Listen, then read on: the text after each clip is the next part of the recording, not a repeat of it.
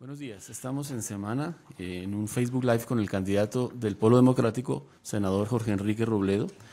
Hemos recibido desde el día de ayer algunas preguntas que yo le iré presentando al senador y los invito para que mientras se lleva a cabo este diálogo, ustedes también manden las preguntas y yo las iré intercalando con los temas que quiero hablar con el doctor Robledo. Bienvenido, senador. Y la primera pregunta que quiero hacerle es ¿cómo va la campaña? Bien, va muy bien, Rodrigo. Yo digo que si se mejora, se daña. No, realmente va muy bien por varias razones. Primero porque por donde voy, lo único que encuentro hacia mí como persona es cariño, reconocimiento, respeto. Gente que digamos que está conmigo, que dice que va a estar conmigo, que me respalda. Gente incluso contradictores que me dicen, hombre, no, yo no puedo estar con usted, tengo compromisos, pero esa es una campaña respetable, etcétera. O sea que por ese lado estoy muy agradecido con los colombianos, digamos, por lo que estoy sintiendo. Lo segundo es que definitivamente el 99.9% del polo se quedó aquí. Ese es un hecho que se puede demostrar estadísticamente, toda la bancada, los diputados, los concejales. O sea, la idea de Santos de llevarse al polo para el santismo le fracasó. Y lo tercero, porque definitivamente estos acuerdos básicos que tenemos ya con Claudia López y Sergio Fajardo, que es con los partidos, ¿no? Que es con la Alianza Verde, Compromiso Ciudadano y el Polo, eso va muy bien. ¿Cómo va? Eso va bien, sobre todo ha caído muy bien. Sí. Quiero en principio decir que ha caído supremamente bien en Colombia. Les va muy bien en las encuestas como alianza. Y lo que uno siente en la calle es realmente llamativo, sí, ¿no? Por donde va, inclusive los contradictores están preocupadísimos. Le cuento que los colegas del Senado me expresan su preocupación, pues los contradictores, sí, en el sentido en que es una cosa que tiene un gran futuro, ¿no? ¿Cómo se da la dinámica interna, doctor Robledo, de tres personas que están compitiendo, porque los tres quieren ser el candidato presidencial de la alianza, pero, puesto que se trata de un proyecto colectivo, buscar mecanismos de convergencia y de acuerdos programáticos? ¿Cómo se logra competir y al mismo tiempo buscar acuerdos?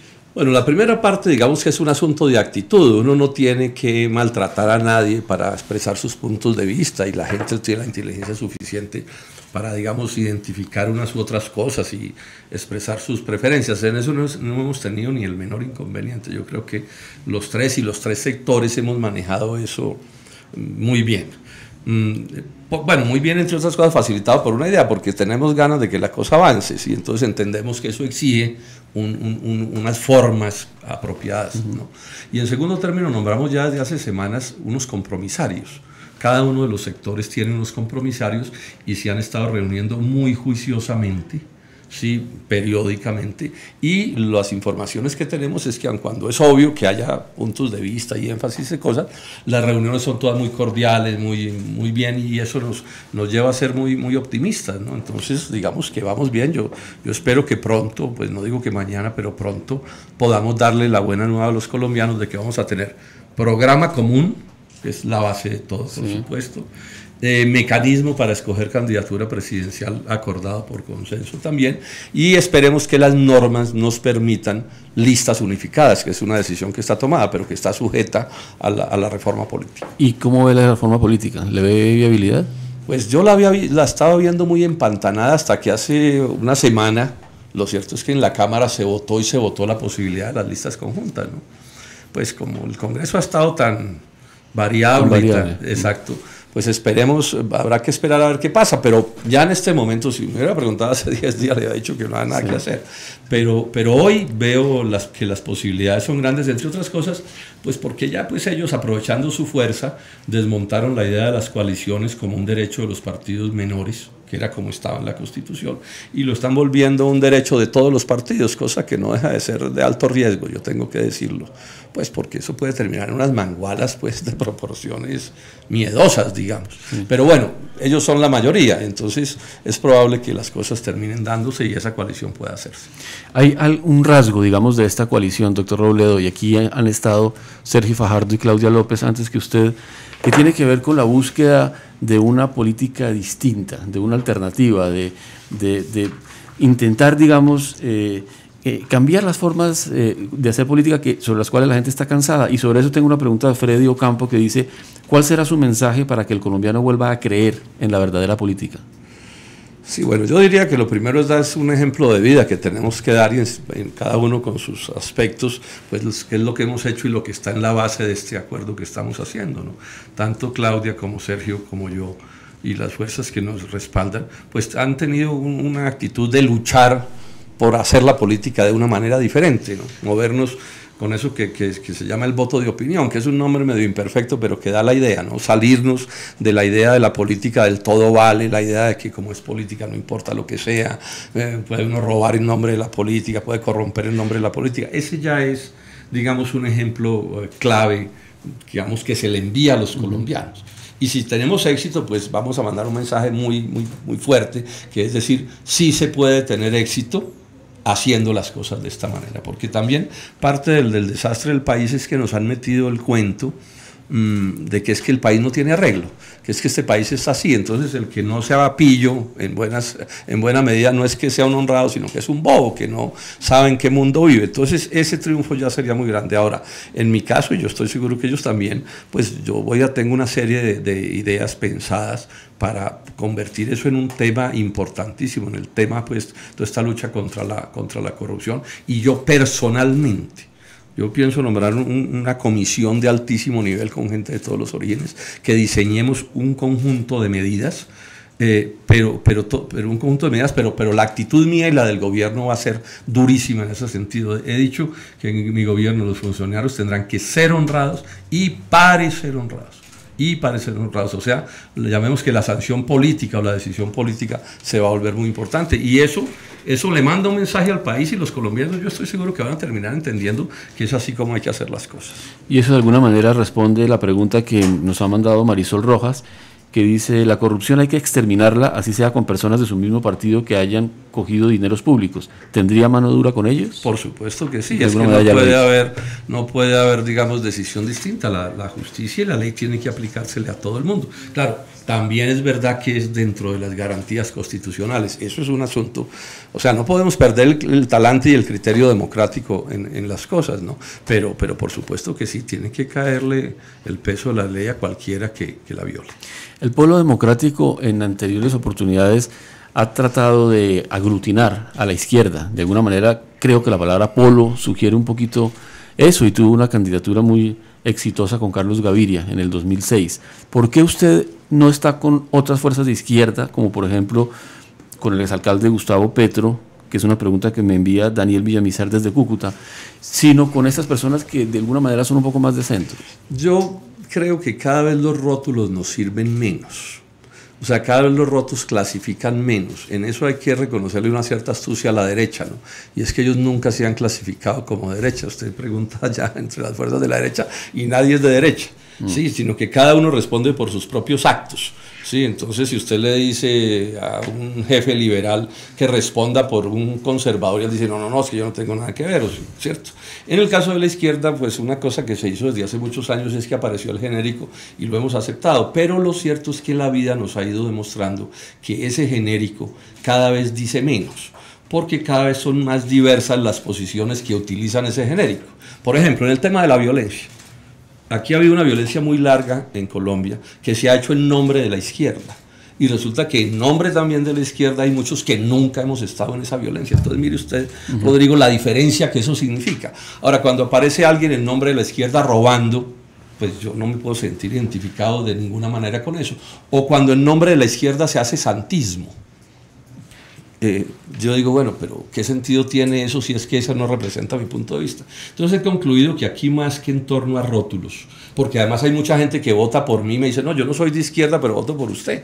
Sí, o dice, yo incluso soy de derecha, pero voto por usted porque sus ideas me parecen correctas. Pienso que la unidad hay que hacerla más en torno a ideas específicas, a puntos de vista concretos que nos identifiquen y que permitan que el país todo llegue, porque al final, si yo soy presidente, yo no voy a gobernar para el polo, ni para la izquierda, ni para un rótulo para otro, sino que tengo que gobernar para todos los colombianos. Y la gente del agro, o los trabajadores, o los industriales, tendrán que tener un gobierno que les respalde sus acciones con independencia de los rótulos. Esa es, digamos, la visión más general. Este no es un proyecto definido de manera excluyente como de la izquierda, no lo es. No hay que ser de izquierda. Voy a poner un ejemplo. El movimiento indígena en Colombia ha luchado toda la vida y ellos nunca han aceptado definirse como de izquierda. Usted los intenta clasificar así y ellos dicen, no, a nosotros no nos meta ahí. No sé cuáles sean en detalle sus razones, pero tendrán que tener una razón. Entonces aquí parecido sucede con eso. Y ante esa realidad, pues vamos armando lo que podamos armar. De momento estamos pudiendo armar estos 3 sectores y ya veremos qué otras cosas pues, nos depara el futuro. Me equivoco si digo que además de lo que usted acaba de decir, hay también una situación en el país que es la de grandes escándalos de corrupción, Odebrecht, Reficar, en fin, y que eso genera, digamos, un punto de convergencia entre las personas que forman parte de su coalición por la importancia que tiene el tema en esta campaña. Sí, yo diría que eso es parte. Yo creo que contribuye a este proyecto de unidad varias cosas. Bueno, la crisis del país es de una gravedad inaudita, no solo el lío de la corrupción, la economía. O sea, esto está cayendo, vamos para una crisis de proporciones profundas. Si el país no está mucho más mal de lo que está y ya está bastante mal en asuntos económicos y sociales, es porque nos ganamos la lotería de los commodities, la lotería minera, que nos dio como una especie de respiración artificial una década de chiripa. Eso fue como ganarnos la lotería. Pero eso se acabó y el proyecto económico que ellos tienen montado y social no es capaz de responder a esa nueva realidad. Entonces, ahí digamos hay una situación nacional que exige proyectos diferentes y que exige empezar por una cosa que es muy simple, Rodrigo. Hay que derrotar a los mismos con las mismas. Si aquí nos tienen montado una película de que son distintos y no lo son. O sea, quíteles usted el proceso de paz. ¿Y en qué quedan las diferencias? ¿Quién las identifica? No las tienen. Usted mira en torno a la ley 100 y a la salud, para poner un ejemplo, y son como cortados por la misma tijera. Usted mira el mundo de los TLCs y del libre comercio y los han montado entre todos ellos todos. Usted mira el caso de la política de privatización de la educación y son idénticos. No hay diferencia en nada. Usted les mira sus pasados y no hay diferencias en nada tampoco. Entonces, lo nuevo que está dándose en el país es que los colombianos estamos entendiendo que aquí las divisiones no son como ellos las han planteado, sino que las diferencias son de otra manera, y ha aparecido la posibilidad de vencer. Este proyecto que estamos armando con Claudia, con Fajardo y nuestras respectivas fuerzas, es para vencer porque hay un fenómeno nuevo en la vida del país. Los colombianos nos hemos declarado mamados con lo que está pasando. Una señora estos días me dijo en un ascensor, no, mamados no, remamados. Remamados es que estamos. ¿Con quién? Pregunta uno y la gente le dice, con los mismos, de los mismos con las mismas, de los mismos con las mismas. Entonces, eso se vuelve un estímulo, por supuesto, grande a la unidad, porque estamos hablando es de llegar a un acuerdo para poner presidente de la República. Menciona usted el tema económico, que indudablemente es una prioridad en este momento, por todo lo que usted ha mencionado, pero también es uno de los puntos donde se han presentado en el pasado más diferencias entre lo que usted plantea y lo que plantea, por ejemplo, Sergio Fajardo. ¿Cómo lograr un acuerdo con un programa que responda a la coyuntura del país? Ese es el trabajo de los compromisarios, pero yo creo que es posible. Y es posible porque hay un factor hay varios factores de unidad que son fáciles de establecer. Bueno, el primero, nadie está planteando una solución o una política económica por fuera de la economía de mercado. Nadie lo está planteando. Bueno, yo no lo he planteado nunca. Sí. Realmente ese no ha sido lo que ha defendido el Polo Democrático Alternativo. Entonces, digamos que eso ya vuelve las diferencias, ya las reduce bastante, ¿sí? Ahora, en términos generales, pues todos estamos de acuerdo con que hay que desarrollar el agro, hay que desarrollar la industria, hay que impulsar la educación, la salud, etcétera, y entonces eso es lo que están construyendo los compromisarios, ¿no? Sí. Y yo soy optimista que ahí vamos a encontrar, puede que no acuerdos de detalle, pero sí una serie de lineamientos que nos permitan presentarnos unidos en el año entrante. Y sobre eso, Ricardo Cuervo le pregunta, ¿cuál, si la tiene, es la propuesta de su campaña para que la economía de Colombia despegue para salir del subdesarrollo? Pues yo empezaría por hacer una especie de pequeño diagnóstico, que es donde marco yo las diferencias con los mismos. Dos grandes hechos económicos. El primero, tenemos una economía de mercado de ridículos o muy pequeños, $5.800 de producto per cápita. Yo estoy haciendo un énfasis en esto. Este es, a mi juicio, el problema más grave de la economía nacional. O sea, tenemos un capitalismo enclenque, subdesarrollado, mediocre, que está en la base de todos nuestros problemas. Comparo cifras, los argentinos tienen $13.000, los coreanos tienen 27.000, los gringos tienen 57.000. O sea, si en algo han fracasado quienes han dirigido la economía colombiana es en desarrollar el capitalismo. Ni siquiera les pido que repartan bien la riqueza, pero bueno, créenla. porque si no se crea no hay nada que hacer. Ahí hay un punto clave, y esos $5.800 ni siquiera son en bienes industriales y agrícolas, sino mineros principalmente. Eso es un desastre. Y dos, somos uno de los países más desiguales del mundo, socialmente hablando, más desiguales del mundo. Y eso pues es el resto del drama económico, y social. En parte incluso no se puede producir más porque como no hay ni quien compre, no hay a quien venderle. Bueno, el enfoque mío en asuntos económicos es atacar esas dos realidades. O sea, hay que crear más riqueza y hay que distribuir mejor la riqueza.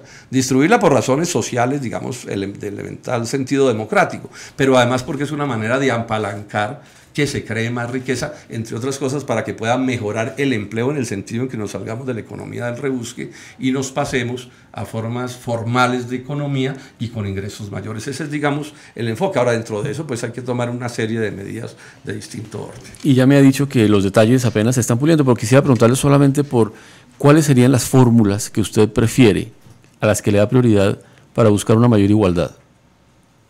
Sí, ahí hay que hacer una política de salarios, para poner un ejemplo. Hay que hacer una política de educación, hay que hacer una política de salud. ¿Sí? Ese sistema de salud no puede seguir siendo el que necesite el país.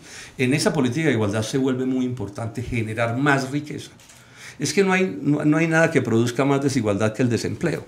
Y eso está vinculado con la cantidad de riqueza que se genera. Si usted va a los países de ingresos per cápita, digamos del doble de Colombia, de productos per cápita, de productos, el subempleo prácticamente no existe. O sea, usted se va a Argentina y usted lo que encuentra en vendedores ambulantes es muy pequeño. Usted se va a Europa Occidental, se va a Estados Unidos, se va al Japón, y eso es una realidad antidesigualdad. Porque claro, si usted tiene un empleo formal, estable, usted tiene vacaciones pagas, usted tiene una serie de garantías, tiene seguridad social, va a poderse pensionar, eso empieza a cambiarlo todo. ¿Qué piensa en materia de impuestos? Sí, sobre eso, en mi oficina hemos trabajado bastante sobre eso, pero estoy llegando a una conclusión. Muchas cosas pueden decirse, es un tema largo, yo lo conozco de cerca. Pero estoy coincidiendo cada vez más con Juan Ricardo Ortega, con quien tengo diferencias en otros temas. Él acaba de escribir un artículo, y él tiene por qué conocer esto, fue director de la DIAN, es una persona estudiosa. Habla de que la evasión vía corrupción de los más poderosos de Colombia vale 40 billones de pesos al año. O sea, 40 billones de pesos al año es como 4 reformas tributarias de la última que tuvimos.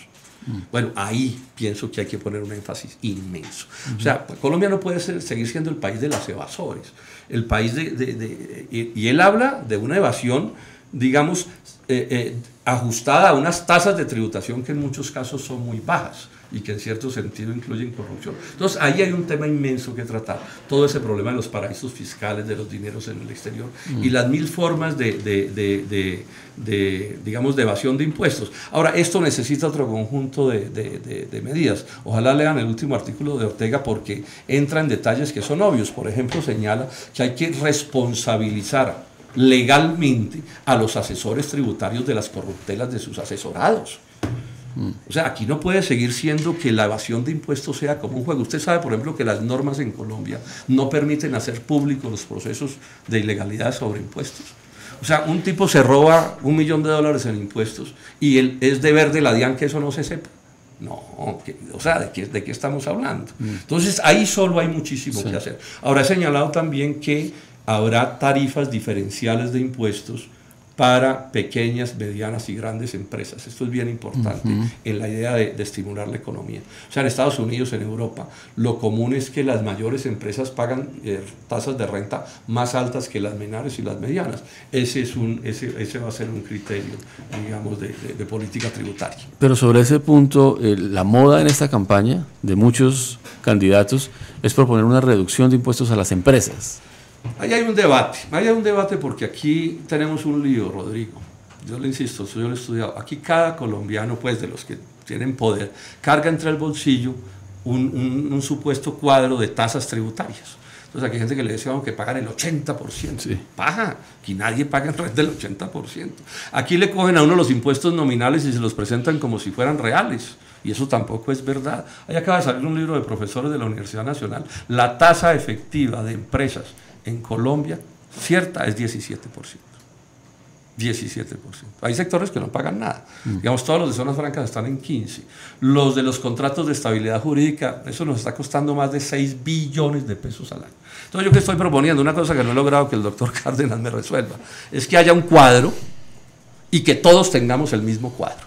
O sea, usted, Juan Sebastián, yo, todos tengamos el mismo cuadro, entonces uno pueda saber, estos pagan esto, estos pagan lo otro, estos pagan lo otro, estos pagan lo otro. Pero de verdad, todos con el mismo cuadro. Y discutamos si nos parece cómo cambiarse el cuadro, cómo cambiar el cuadro.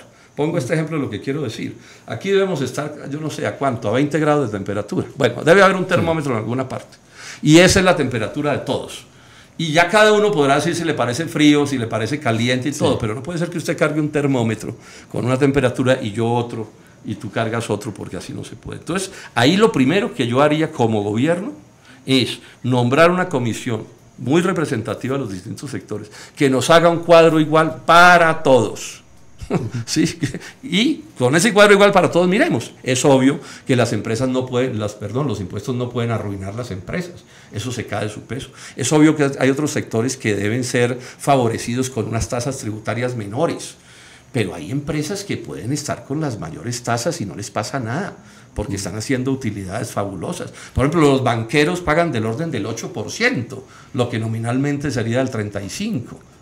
No se puede seguir subiendo el impuesto del IVA, porque si el impuesto no puede arruinar las empresas, tampoco puede acabar con el consumo, que fue lo que nos pasó en las últimas reformas tributarias, lo advertimos. No, felices ellos, ¿no? Les bajaron los impuestos a las transnacionales en el 10%. Y se clavaron a los trabajadores y a las clases medias. Y entonces ahora todo el mundo está chillando porque no hay a quién venderle. ¿Y bajarlo, el IVA?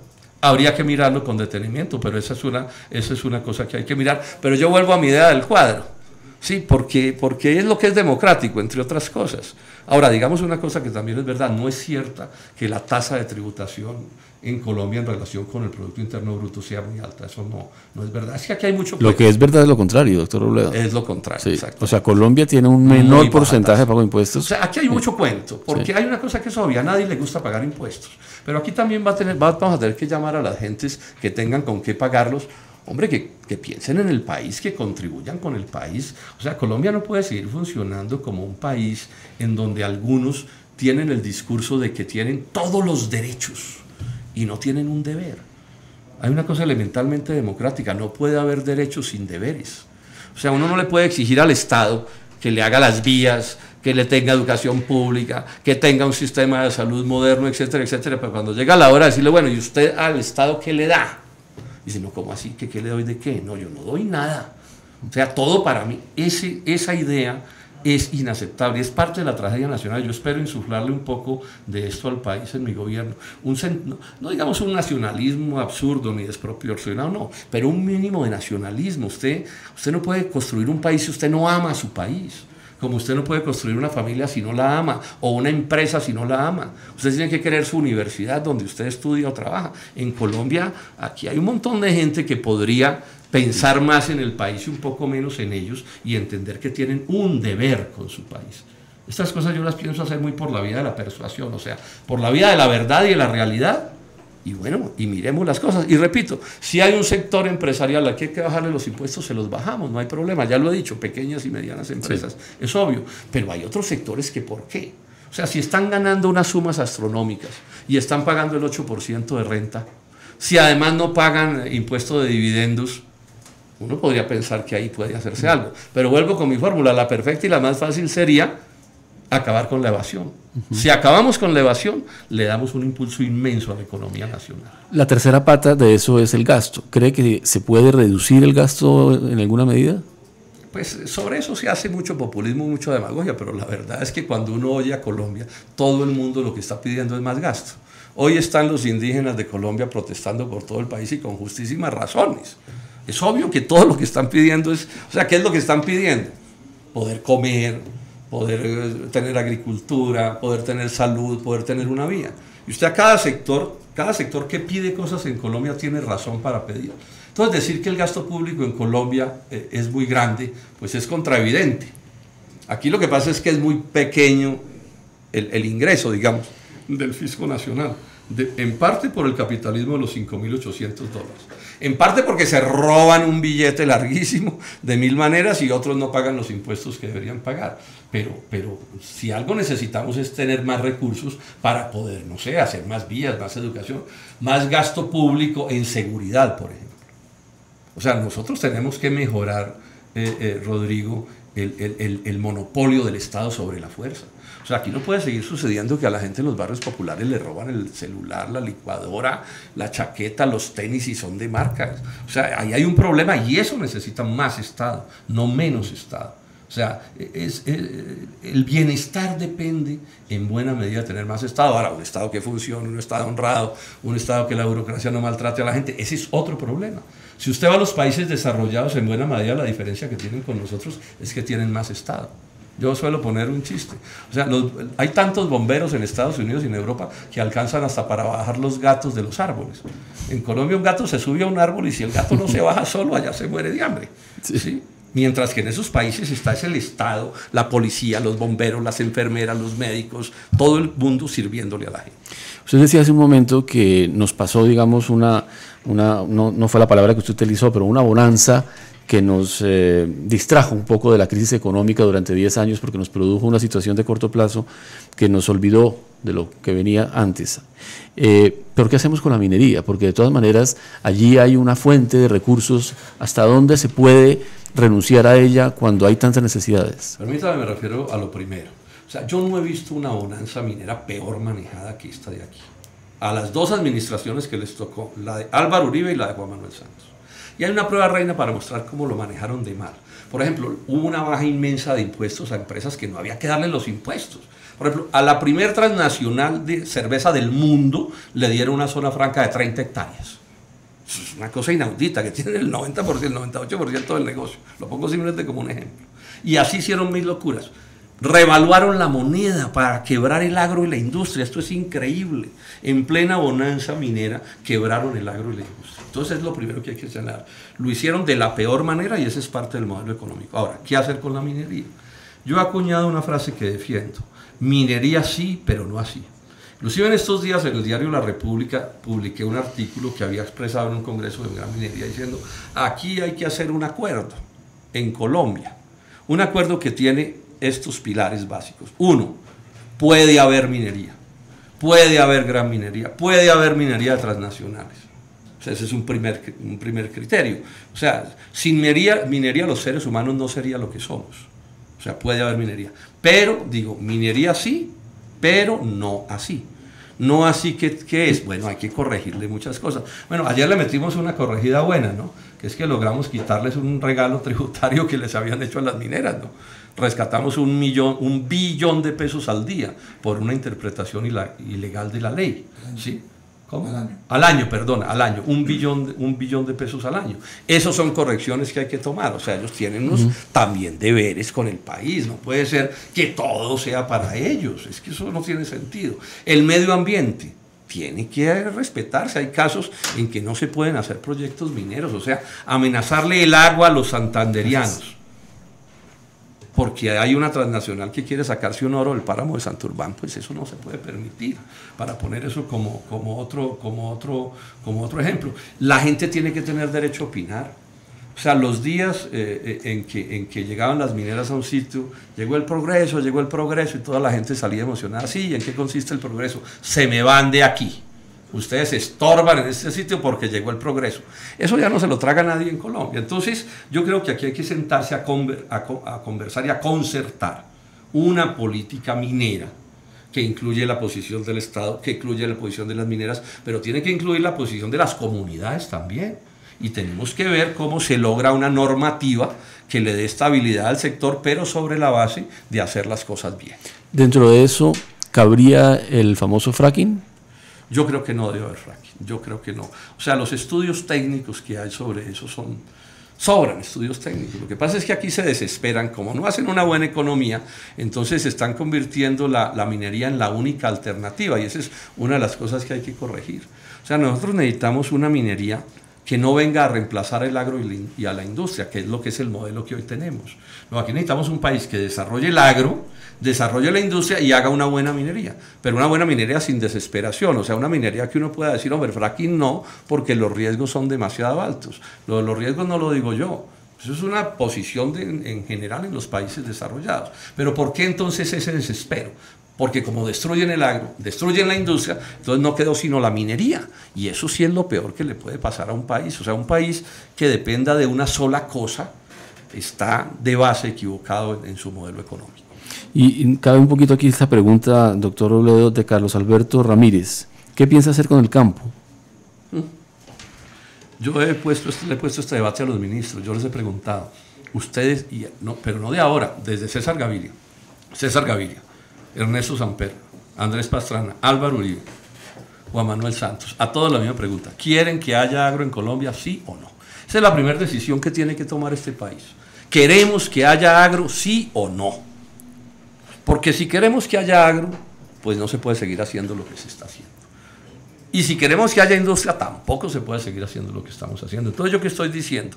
En mi gobierno habrá unas políticas para que haya agro. Tiene que haber agro. No se puede construir una economía de mercado.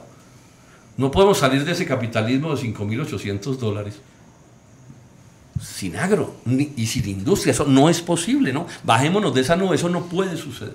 Entonces, en mi gobierno, la primera decisión es que habrá agro y un conjunto de medidas. Estamos mirando los detalles, pero he llegado a otra conclusión: hay que renegociar los TLCs. Yo llevo estudiando este libro, el Libre Comercio, 27 años. He escrito libros, artículos, he hablado con todo el mundo y no he podido, ya en este momento inclusive empieza a haber un consenso con sectores del establecimiento que me empiezan a reconocer que no es posible en ambiente de TLC. Ayer me reuní con importantes dirigentes del sector lechero, digamos dirigentes amigos del gobierno, gente pues que no es de la oposición. No hay solución. O sea, en ambiente de TLC no va a quedar una vaca ni para una foto, bueno, o unas cuantas, pero no es posible. Entonces, ahora, eso no es lo único. Eso tiene que haber una política de crédito, tiene que haber una política de asistencia técnica, de ciencia y tecnología, de comercialización, de vías terciarias, o sea, de un conjunto de cosas, pero todo sobre la base de que el país no puede seguir. Por ejemplo, estamos importando 13 millones de toneladas de productos del agro. Y eso a nadie le importa un pepino. Eso no es tema de debate. Aquí tenemos tiempo y tiempo y tiempo para hablar del proceso de paz, pero nadie habla del agro. Por ejemplo, se monta esta escandola que se montó enorme con el caso de los campesinos y los cultivos de coca. Y nadie dice que están en eso, es porque el país está inundado de comida extranjera y lo único que les queda a esos campesinos es la coca. Eso debería ser parte del debate, pero no, porque eso es como el dogma. Sí, eso es como una especie casi que de religión bien dogmática y bien fanática, ¿no?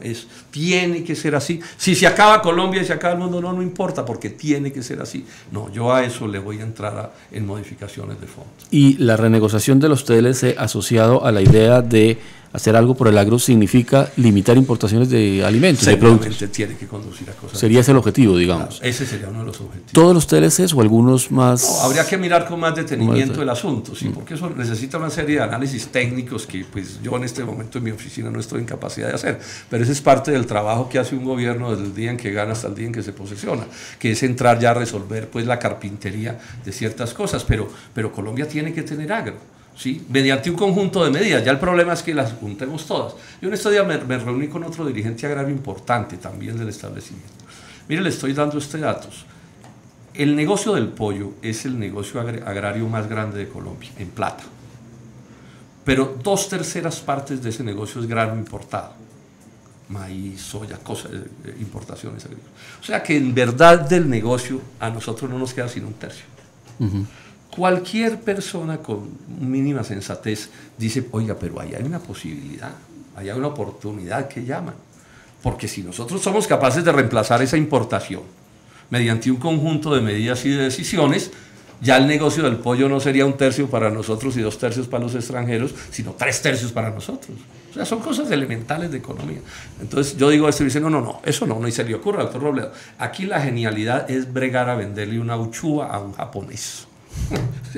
No puede ser, esto resulta hasta chistoso, es grotesco. O sea, la política agraria no es ver cómo producimos los 13 millones de toneladas que estamos importando, sino cómo le vendemos una uchuva a un japonés, una pitaya a un finlandés. No, así no se puede, realmente es imposible. Ya que hablamos del agro, uno de los puntos del acuerdo del gobierno con las FARC, y entramos en el proceso de paz, sobre lo cual nos preguntaba Carlos Alberto Ramírez, nos preguntaba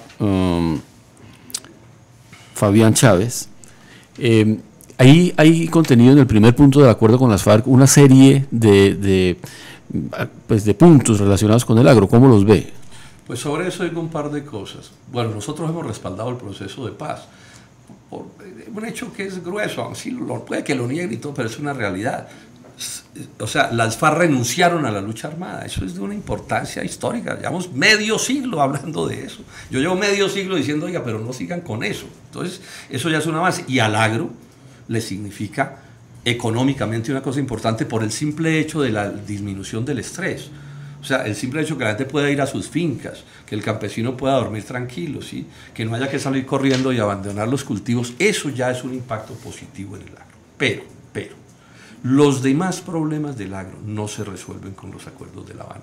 Y esto no lo digo como una crítica a los acuerdos, sí. Pues porque los acuerdos se hacen es para salirnos del lío de la violencia, ¿cierto?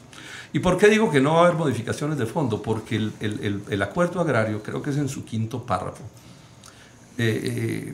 tiene una frase que yo no puedo compartir de ninguna manera. Dice algo así como que este acuerdo se realiza en medio de los criterios, digamos, de la globalización, de la globalización de la economía y de las políticas de inserción en ella del Estado colombiano. Eso es el libre comercio. Y yo creo que en libre comercio no hay agro. No hay agro porque usted no puede reemplazar todo el agro nacional por uchuvas y por pitayas y por caramombos y cosas de esas. Eso no se puede, ¿sí? Entonces, bueno, que hagan las cosas que tengan que ver con eso, ¿sí? De pronto a algunos campesinos les van a dar unas parcelas y eso pues tampoco hay que verlo como un crimen. Todos los gobiernos en Colombia, todos, incluido el de Álvaro Uribe, le han dado parcelas a campesinos. Todos. Yo eso lo tengo súper estudiado en mi oficina. Y eso es una cosa que puede ser. Y ese no es el fin de la propiedad privada, ni es el acabose del país, esos son cuentos. Pero eso no nos resuelve el problema de la crisis agraria. Es que la crisis agraria tiene como principal razón de ser que es que la política no es producir sino importar. Le doy este dato que es impresionante. 2/3 de las mejores tierras de Colombia, que son, digamos, 3/3, 2/3, ni siquiera están en agricultura, ni siquiera en ganadería, son lotes de engorde. O sea, el negocio de esas tierras no es que el agro produzca, Rodrigo, el negocio de esas tierras es que usted la compra a un precio y la engorda de alguna manera, la valoriza o logra que hagan un puente o pongan una electrificación o cosas de esas, y usted se gana un platal, pero usted no produjo una mazorca, ni un vaso de leche, ni nada. Así no puede ser. Nosotros necesitamos un agro que produzca, en el cual produzcan los campesinos, los indígenas, pero también los empresarios y los obreros agrícolas. Mi idea de agro es un modelo agrario de tipo dual, que he llamado. De una parte campesinos e indígenas respaldados por el Estado y de otra parte empresarios y obreros agrícolas con derechos, también respaldados por el Estado. Esa es la política agraria que necesitamos. ¿Cómo ve el desarrollo de la implementación del acuerdo de paz? En mi gobierno vamos a cumplir con los acuerdos. Eso es parte del acuerdo que tenemos con Claudia y con Sergio Fajardo. Ese es, digamos, ya uno de los puntos, como el de la corrupción, ese es punto pilar. Vamos a ver ya en detalle eso cómo va a ser, ¿no? Vamos a ver qué normativa queda. Hay una cosa que hay que tener muy en cuenta en esto. O sea, en Colombia, para que el Estado actúe, tiene que ser sobre leyes o decretos o resoluciones. Entonces, los acuerdos de La Habana son una cosa y otra cosa es volver eso normas. Correcto. Vamos a ver qué vamos a heredar de este gobierno, hasta dónde van a llegar con las cosas. Eso va bastante mal, entre otros asuntos, ¿cierto? Entonces, dependiendo un poco de lo que nos toque, de lo que a uno le toque, pues vamos a ver cómo hacer. Pero digamos que todo lo que haya de progresivo en el acuerdo, pues la idea es cumplir las cosas. Yo soy de los que creo que un Estado hace un compromiso y debe honrarlo. Esos son incluso mensajes a la sociedad. O sea, la vieja cosa de nuestros abuelos, no, se da la palabra y se da la palabra, ¿no? Eso no se puede violar impunemente. Pero ya, digamos, el detallerío que podemos llamar, pues habrá que verlo en su momento. No va a ser fácil, lo digo con franqueza. En estos días nos pusimos de acuerdo, creo que es el único acuerdo que tenemos todos los candidatos en Cali, antes de empezar un acto. Y todos coincidimos en que el que gane la presidencia va a ser como si se ganara la rifa del tigre. Sí, porque Santos nos va a entregar este país desbaratado. ¿Sí? Entonces vamos a ver en medio de ese desbarajuste qué vamos a hacer. Y es paradójico que un presidente que va a encontrar un país, como usted lo describe, genere el mayor número de candidatos presidenciales en la historia del país. Sí, sí, tenemos como alma de torero. Pero sigamos con el proceso de paz. Sí. Doctor Robledo, usted dice que la implementación va mal y efectivamente va muy mal, sobre todo en los desarrollos legislativos y en muchas otras cosas. Pero ¿hasta qué punto el hecho de que vaya tan mal puede incluso llevar a que se acabe el acuerdo, a que en la práctica se esté volviendo trizas sin necesidad de asumir un incumplimiento formal? Pues ojalá eso no sucediera, porque eso sería monstruoso, ¿no? O sea, que que el Colombia resucitara esa violencia. Yo quiero explicar una cosa, que es esto. Porque hay gente que piensa, no, es que les pusimos conejo y tal, y no sé qué. El problema no son las armas. El problema es la voluntad política que las dispara. O sea, armas usted consigue en cualquier esquina. Usted se echa una plata al bolsillo aquí en Bogotá y se sale a buscar una pistola y así uno no sea un delincuente, esté seguro que usted se pone a preguntar y yéndole mal en un día se consigue una pistola, un fusil o lo que sea. El problema es la voluntad política. ¿Qué es lo más importante del proceso de paz? Es que las FARC cambió su voluntad política de la lucha armada por la voluntad política de no la lucha armada. Ese es el punto clave del asunto. Bueno, pero eso necesita implementarse de muchas maneras. Sí, eso necesita implementarse de muchas maneras. Y si eso no se implementa bien, pues los traumatismos y los hechos nuevos que se presenten, nadie sabe a dónde nos pueden llevar. Pero hay una cosa que me preocupa más y que lo comentábamos antes de empezar, ¿no? Es que no es posible ningún proceso de paz exitoso que no incluya, yo esto lo estoy diciendo hace como 2 años, una cosa que yo he llamado el desarme de los espíritus, que es desmontar el discurso de odio, el discurso de venganza, el discurso de desearle el mal al contradictor, el discurso de la zancadilla. Si la JEP se nos vuelve un ring de venganza, esto puede terminar supremamente mal. Y comentábamos hace un momento, o sea, probablemente la violencia más atroz que ha habido en Colombia es la de la violencia liberal conservadora. Eso fue una cosa pavorosa, casi medio siglo además, o más si se quiere. Bueno, ¿por qué se acabó? A mí me tocó vivir eso de niño. Me tocó vivir de niño porque los liberales y los conservadores no solo tomaron la decisión de Alberto Lleras y Laureano Gómez de no matarse más, fue una decisión formal, sino que tomaron la decisión de desarmar los espíritus. O sea, los liberales y los conservadores dejaron de agredirse en público. A uno de niño lo enseñaban, parte de mi formación y de la suya era el odio al otro partido, el odio y el miedo. Pero eso era en privado.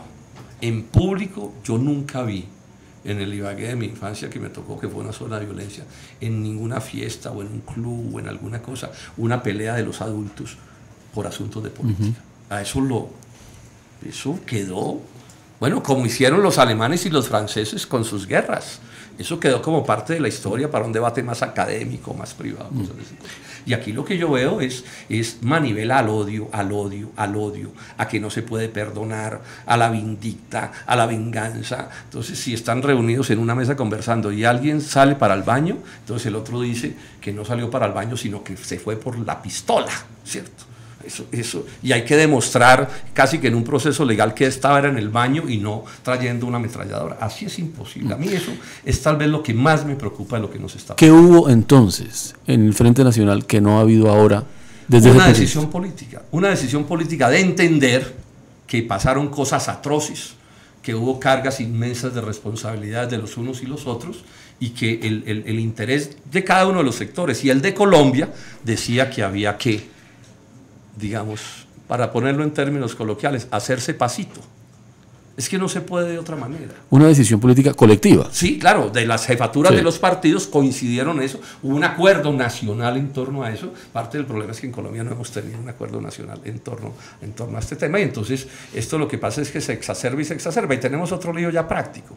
Se volvió un negocio esa pelea de perros y gatos. Se volvió un negocio esa pelea de perros y gatos, entre otras cosas, porque sirve para ocultar que en todo lo demás los perros y los gatos están de acuerdo. Me refiero a los jefes, no a la gente. A la gente la envenenan, la gente termina manipulada. Pero a las cúpulas les interesa que, por ejemplo, el tema de la corrupción no sea un tema clave del debate. Cuando usted dice un negocio, es un negocio político. Un negocio político, sí. Claro. O sea, es la manera de ganar. Sí. Claro, porque si yo enfurezco a la gente, pues la gente no piensa. O sea, es regresarnos un poco a los días de la violencia liberal conservadora. ¿Usted se acuerda cómo era? A uno le movían el trapo rojo, el trapo azul, y usted investiga con los ojos cerrados y se acabó el cuento. El otro es malo porque el trapo es de otro color. Eso es un truco que se ha usado siempre para manipular personas. Entonces, con esa manipulación hoy, por ejemplo, la gente no sabe que en torno a la Ley 100 y a las EPS están absolutamente de acuerdo. Que en torno al libre comercio están absolutamente de acuerdo. Que en torno a la privatización de la educación están absolutamente de acuerdo, que en torno a la política tributaria colombiana están absolutamente de acuerdo. Eso lo han logrado palidecer. Entonces se les volvió que no pueden ganar, no pueden hacer política, no pueden diferenciarse sin enfurecer a la gente. O sea, esa consigna que se utilizó durante el plebiscito de cómo fue que hay que emberracar a la gente, pero eso lo están usando los unos y los otros. Sí. No son solo los unos, son los unos y los otros. Ahora, ¿esa observación es fundamentalmente para la forma como hace política el Centro Democrático, el uribismo? Yo creo que las dos partes. Si usted entra a uno de los sitios donde uno mejor lee como el sentimiento del país, es en los medios electrónicos, porque ahí pues todo el mundo se desabrocha y eso se dicen las cosas más espantosas. Pero usted mira y es de los dos lados. O sea, es una cosa... O sea, yo incluso lo he conversado con gente del pueblo. Digo, son debates que no están calculados para, digamos, quitarle la base al contradictor con buenos argumentos, si usted no lo puede convencer, sino para hacerle dar como rabia, ¿no? Como para envenenarlo. Es como una especie de venganza, ¿no? Yo no discuto con usted, sino lo insulto. Y entonces la gente llega a la casa y dice, viera lo que le dije a fulanito. Felices, ¿sí? ¿Por qué? Porque le dijeron cualquier desproporción. Eso, yo no digo que esto incluso sea una decisión como consciente, de sangre fría, tomada así, pero eso es lo que en la práctica ha venido sucediendo. Y esto, a mi juicio, es de extrema gravedad, porque si estas cosas no se resuelven, o sea, todas las violencias empiezan por violencias menores. Las violencias mayores, todas empiezan por violencias menores. Entonces, que usted le echó la madre, que dijo que el equipo de fútbol, en vez de decir, no, le gané al equipo, no, es que ese equipo tal por cual y no sé qué, cierto, súmele una cerveza y bueno. Y eso es lo que va escalando hasta que saca alguien un cuchillo y una pistola. Eso es un asunto que está ahí como un peligro. Yo aprovecho este programa para hacerle un llamado a los jefes de todos los sectores políticos. Sensatez, se está jugando con candela, eso no le conviene al país. Doblemos esta página, empecemos una nueva etapa de la historia de Colombia, y eso no se puede hacer si no se desmontan los espíritus. Así a uno le queden dolores y le queden cosas que lo molestan y cosas que uno hubiera preferido que fueran distintas, pero es que hasta para discutir las formas son importantes. Sobre ese punto, doctor Robledo, ¿cuántos años lleva usted en la oposición? Todos. O sea, uno de mis motivos de orgullo es Rodrigo, nadie por el que yo haya votado a la presidencia de la República ha ganado. O sea, lo que quiere decir que he estado en la oposición toda mi vida.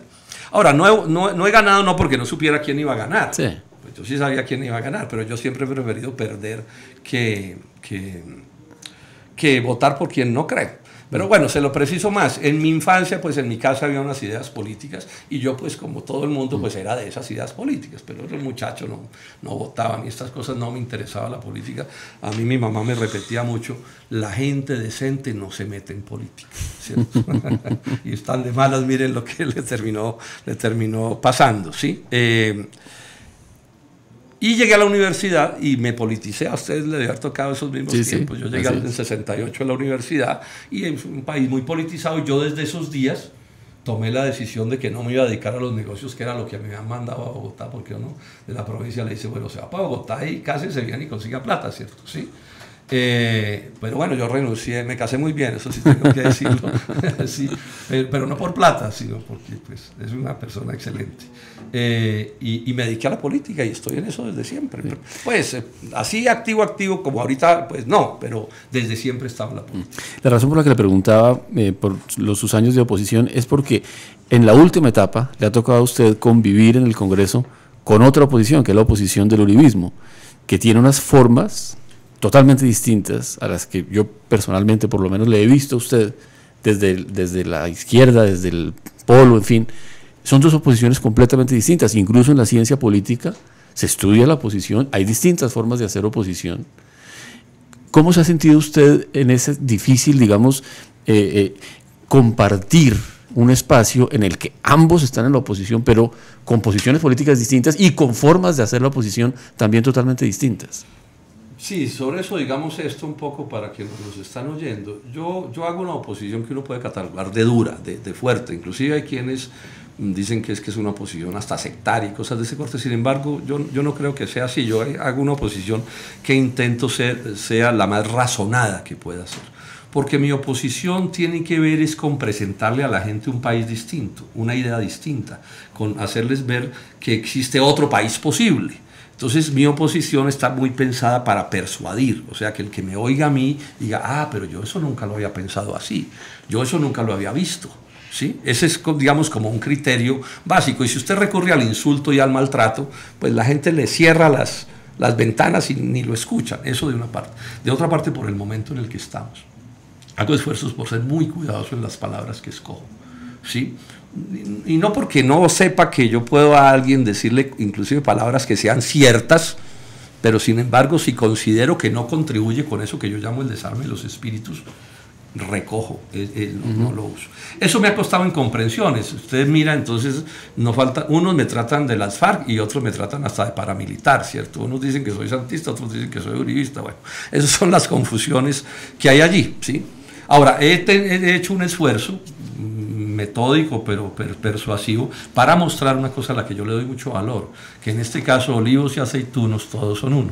O sea que si uno les quita el tema del proceso de paz y la virulencia, sobre todo, porque más que el desacuerdo es la virulencia, pues la verdad es que representan el mismo proyecto de país, es la misma gente, los mismos pasados, todos vienen del árbol liberal conservador, todos han sido ministros de todos, procuradores de todos, eso es como una pelotera, una mezcolanza inmensa. Entonces he hecho esfuerzos porque eso se dé así. Ahora, pues yo preferiría que las cosas fueran distintas, pero bueno, esa es la vida en la que nos tocó vivir y ahí trabajamos. ¿Hasta qué punto, doctor Robledo, la situación de Venezuela hace difícil hacer política con una posición de izquierda, dado el desprestigio tan profundo que tiene el gobierno de Nicolás Maduro? Sí, eso es otra complicación, porque si el diablo antes fueron las FARC, ahora el diablo es Venezuela, ¿sí?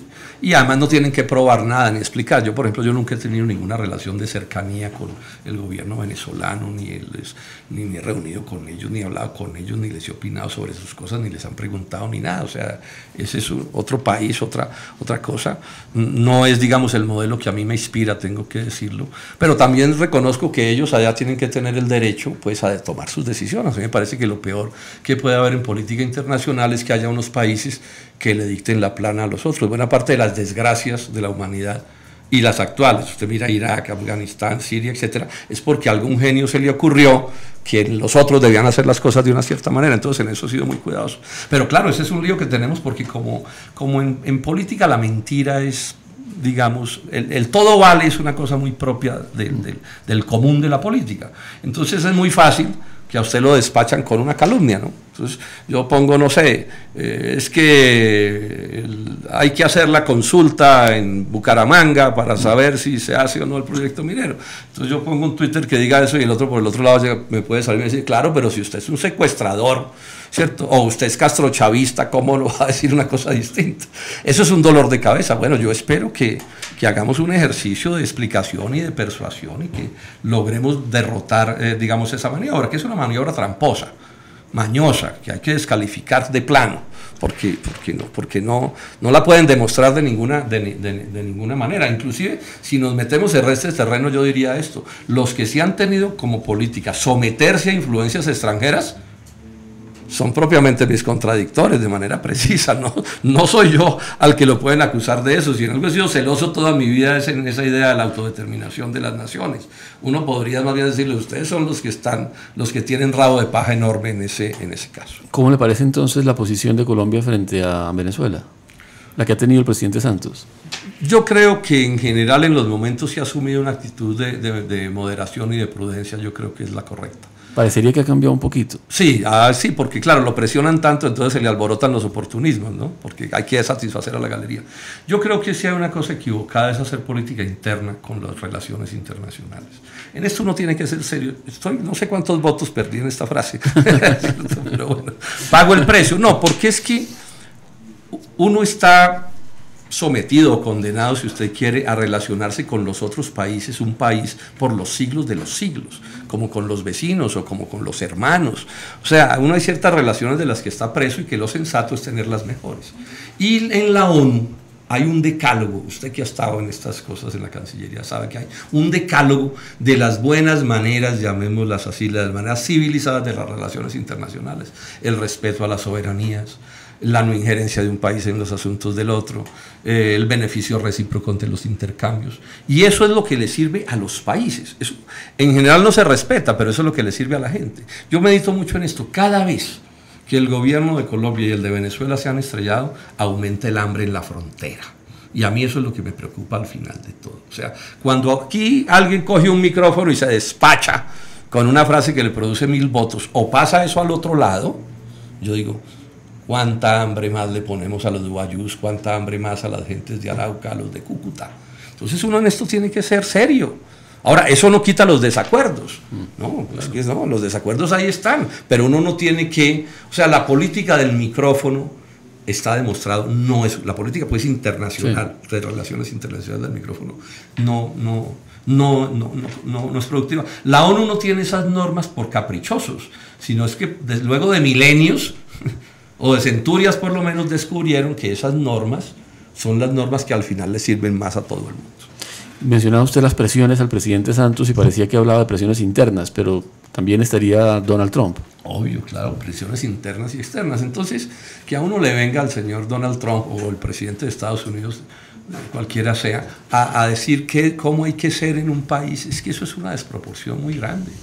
Porque además es evidente que lo único que le interesa son sus intereses personales. Nunca los he oído enmendándole la plana al rey de Arabia Saudita o cualquiera de esas tiranías medievales del Golfo Pérsico. Allá no ven nada, ni saben de nada. Sí, maltratan a las mujeres como las maltratan, y eso sí les parece que es un cuento de hadas, ¿no? Como salido de Walt Disney. No, eso no puede ser así. Además, por esta razón que es de mucho fondo. Yo lo dije en la Asamblea de la ANDI. Si se incendia Venezuela, se incendia Colombia. Uno no puede jugar con esto. O sea, si lo de Venezuela, que ya es un lío bien complicado, con contradicciones muy profundas, con estrellones muy graves, que yo lamento, que ojalá sean capaces de resolver con criterios democráticos, ha habido un rompimiento del orden institucional, o sea, ahí hay un problema bien complicado de resolver, y suceden cosas que yo pues no comparto, pero eso puede empeorar todavía mucho más. Y usted esto bien lo sabe, usted ha sido canciller de ese país. O sea, un maltrato a eso puede incendiar a ese país. Y la historia de la humanidad lo que dice es que en el mundo moderno los incendios suelen salirse de las fronteras. Lo último que nos faltaba es que terminemos en un lío como eso. Entonces, si alguien tiene que ser bombero de lo que pasa en Venezuela, es Colombia. Es un deber del Estado colombiano. Así pierda uno unos votos, ese es otro problema. Y siempre es más difícil apagar incendios que encenderlos. En el mundo todavía apagar incendios se ha ido volviendo imposible. Sí. Mire usted Afganistán, ¿cuántos años lleva? Primero llegaron los rusos a decir que era lo que había que hacer. Después llegaron los gringos a decir que era lo que había que hacer. Entonces, mire usted, lo vi en estos días en un medio. Entonces, los gringos aquí nos tienen apercollados, como se dice, por la coca que se siembra en Colombia. Y ellos tienen 15.000 soldados en Afganistán, y Afganistán es el primer productor de heroína del mundo, y allá sí. Entonces, nada, es más, antes de que los gringos llegaran a Afganistán, ya no había el negocio de la heroína que hay en este momento. Entonces, pues se nos acaba el tiempo, doctor Robledo, pero quisiera hacerle una última pregunta que nos manda Lisbeth Florian. ¿Cómo enfrenta usted a diario las crecientes campañas de odio? Con paciencia y haciendo esfuerzo por no meterme en eso. Yo en eso tengo mi conciencia absolutamente tranquila. Yo digo cosas duras, soy directo, no digo cosas sobre las que no tenga pruebas, pero he sido toda mi vida muy cuidadoso en escoger con cuidado. Yo parto de esta, es una frase que aprendí de joven cuando me metí en esas cosas. No hay que reemplazar el análisis sobre los hechos por los ataques a las personas. O sea, lo que la sociedad necesita es un debate que analice los hechos, no que insulte, no que maltrate, ¿sí? Es más, hay que darle a la gente en su inteligencia la capacidad para imaginarse cosas, ¿sí? O sea, convertir a los contradictores en animales, por ejemplo, que es muy común, no, es que es una rata, es que es un perro, es que es un... Eso son formas medievales de debate. Ahora, eso que usted lo diga en privado, bueno, en privado, pues el lenguaje privado es una cosa, ¿sí? Entonces yo me he blindado desde siempre en eso, y en un país tan violento y tan peligroso como este, pues quienes tenemos alguna capacidad de influir, tenemos que dar ejemplo de esto. Eso no le quita ardentía al debate, ni vehemencia, ni profundidad, ni seriedad, no, no es eso. Eso, o sea, la forma hay que manejarla para que el debate sea tan franco como tenga que ser. Y usted sabe que yo digo cosas duras y francas, pero que no estimulen eso, es lo que toca hacer. Y bueno, y hacer votos para que algún día se entre en razón. Aprovecho para llamar a quienes están en esa pelea de perros y gatos. ¿Qué bueno va a quedar de eso? Nada.